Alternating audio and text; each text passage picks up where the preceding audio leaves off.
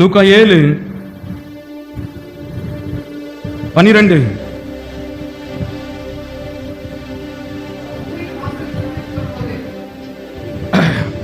வாசிப்போம்.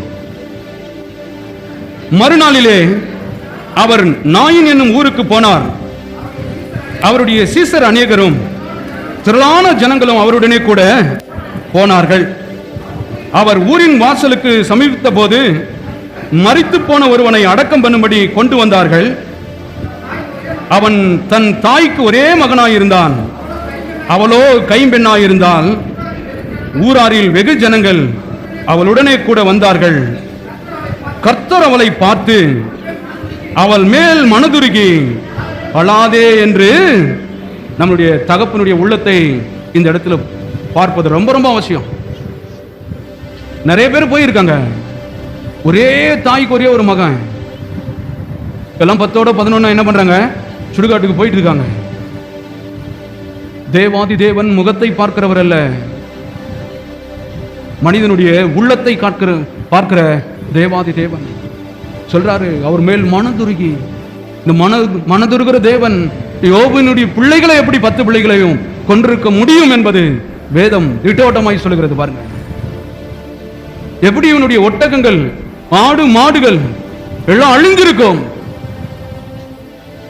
எப்பேற்பட்ட தேவனை போய் பாருங்க, நம்ம ஆளுங்க தப்பா எடுத்துக்கிறது. கர்த்தர் இதையும் செய்வார் அதையும் செய்வாரு.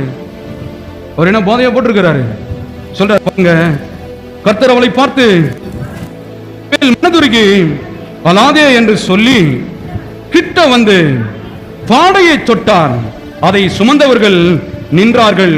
அப்பொழுது அவர், வாலிபனே எழுந்திரு என்று உனக்கு சொல்லுகிறேன் என்றார். மரித்தவன் எழுந்து உட்கார்ந்து பேசத் தொடங்கினான். அவன் தாயினிடத்தில் கரங்களை தட்டி தேவன். இந்த வாலிபனுக்கு வேத வல்லுநர்கள் சொல்லுகிறார்கள் வயது 17 வயது என்று சொல்லி. 17 வயது என்பது வாலிபத்தின் கொழுமையான பருவம், மறிக்க வேண்டிய பருவம் கிடையாது. எந்த வாலிபனையும் தேவன் கொள்ளுவது கிடையாது, எந்த குழந்தையும் தேவன் அழிப்பது கிடையாது. அதனால பார்த்தாரு, வாலிப 17 வயது, ஒரே ஒரு தாய்க்கு மகன்.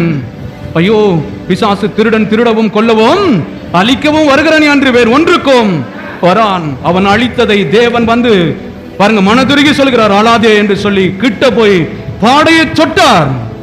பாருங்க, அந்த சுமந்தவர்கள் பாருங்க இழுத்து கூட பிடிக்கலையா, தொட்டாரா. அவருடைய வல்லமை அவ்வளவு பவர் உள்ளது. சொட்ட மாத்திரத்தில் பாடையை சுமந்தவர்கள் என்ன பண்ணாங்களாம், அடுத்து ஒரு அடி கூட எடுத்து வைக்கலாம். தேவ வார்த்தை சாவை அவர் மேற்கொள்ளுகிற ஜீவாதிபதி.